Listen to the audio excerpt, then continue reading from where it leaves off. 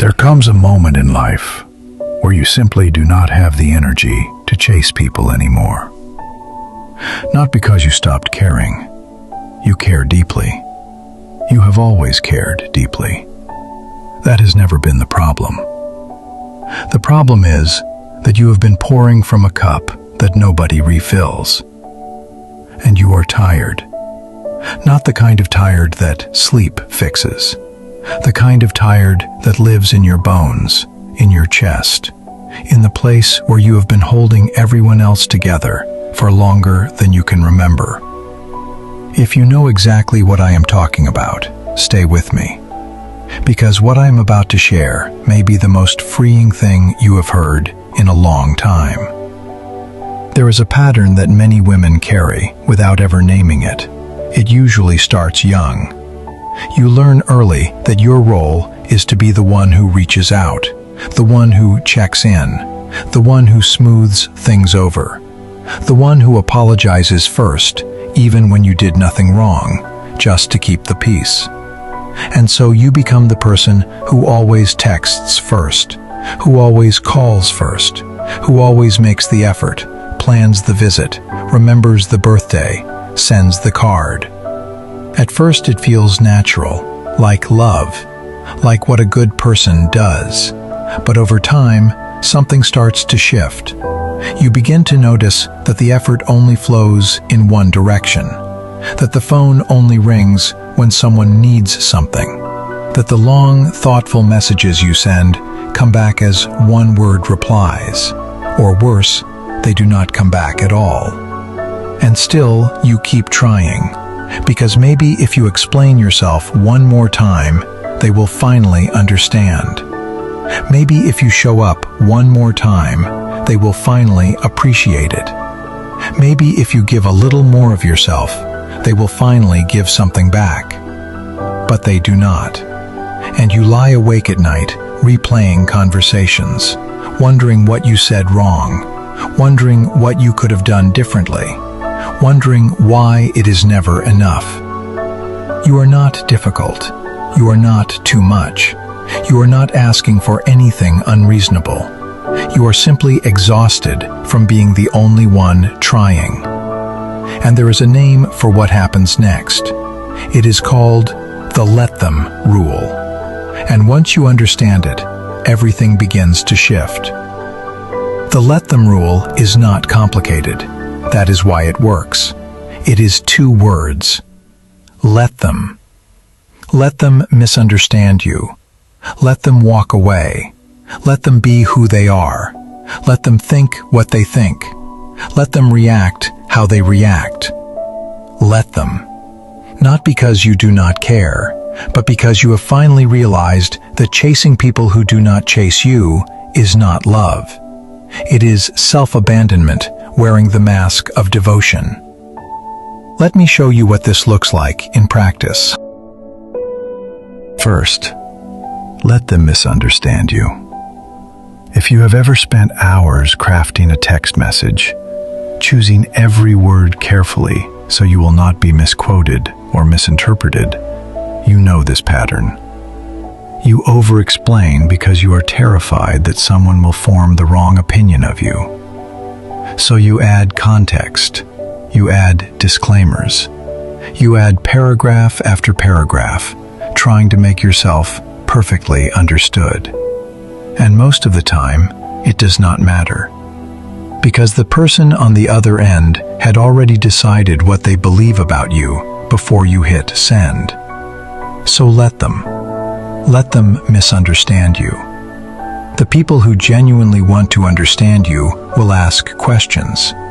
The people who do not were never going to be convinced by another paragraph. Your peace is worth more than their approval. And their approval, if it requires you to constantly perform and explain and justify your existence, was never real approval to begin with. Second, let them walk away. This one hurts. I know it does. Because when someone you love pulls away, every instinct says, chase them, fix it, reach out, send one more message, make one more effort. But here is the truth that is hard to accept. If someone wants to be in your life, you will not have to beg them to stay. You will not have to remind them you exist. You will not have to compete with their silence for a fraction of their attention. People who want to stay, stay. They find a way, even when it is hard, even when life is busy, even when there is conflict. They show up, not perfectly, but consistently. And the people who walk away, let them. Because every minute you spend chasing someone who chose to leave is a minute stolen from the people who chose to stay, and from yourself. Third, let them be who they are. This is the hardest one, especially if you are someone who has spent their whole life trying to fix people, trying to see the best in them, trying to love them into being the person you know they could be if they would just try. But people are not projects, and love is not renovation. You cannot repair someone who does not believe anything is broken. You cannot convince someone to treat you well if they have decided you do not deserve it. So let them be who they are. Let them show you who they are through their actions, not their promises. And then believe them. The first time, not the 15th. When you stop trying to change people, something extraordinary happens. You get your energy back. All that effort you were pouring into someone else's transformation comes flooding back to you. And you can finally use it where it belongs. On yourself. On your own peace. On the people who already love you the way you are. Ram Dass taught something beautiful about this. He said, we can only be responsible for our own journey. We can offer love, we can offer presence, but we cannot force anyone to receive it. And the attempt to force it is where all the suffering begins. Think about a lighthouse. A lighthouse does not chase ships. It does not swim out to sea trying to convince boats to come closer. It does not dim its light because some ships sail in the other direction. It stands where it is. It shines. And the ships that are meant to find it, find it. You are the lighthouse. You always have been. But somewhere along the way, you forgot that. You climbed down from the tower and started swimming after ships. And the further you swam, the more exhausted you became. And the light you were meant to be standing next to went dim, because you were not there to tend it. Come back to the tower. Come back to yourself. Let your light do what it was always meant to do, and let the ships do what they will. Mooji says something that cuts straight through all the noise. He says, do not try to hold on to anything. Just be. Just be present in this moment, as you are, without grasping. Chasing is grasping. Over-explaining is grasping. Replaying conversations at 2 a.m. is grasping. It is the mind's way of refusing to let go. But letting go does not mean you stop loving someone. It means you stop destroying yourself in the name of that love. Eckhart Tolle puts it simply. He says, whatever you accept completely, you go beyond. Whatever you resist, persists. When you resist someone's decision to leave, you carry them with you everywhere.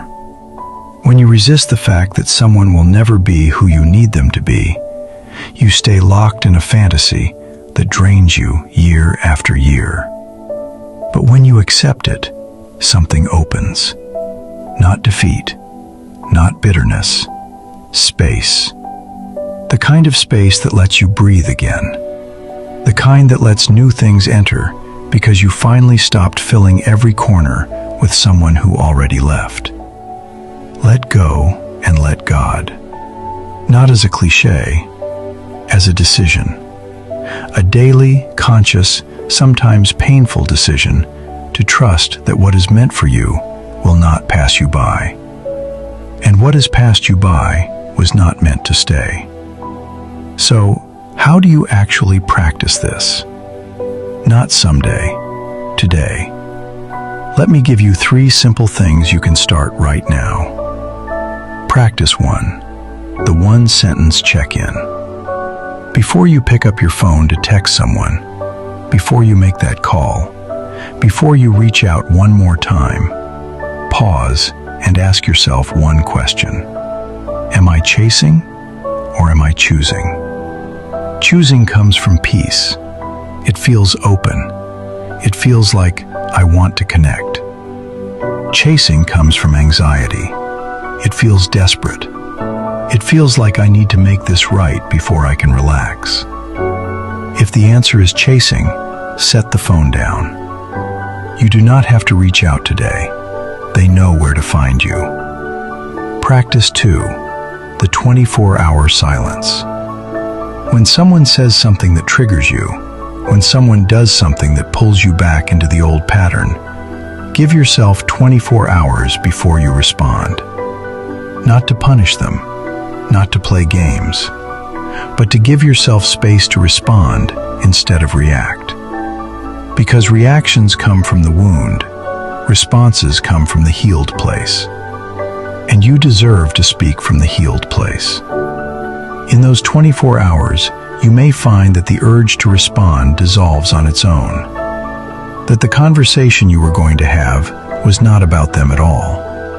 It was about the old pattern trying to pull you back in. And you do not live there anymore. Practice 3. Bless and release. This one is quiet. It is private. It is just between you and your own heart. When someone comes to mind, someone who hurt you, someone who left, someone who never appreciated what you gave, instead of replaying the pain, try this. Say to yourself, silently, I wish you well, and I let you go. Not, I forgive you. Not, I am over it.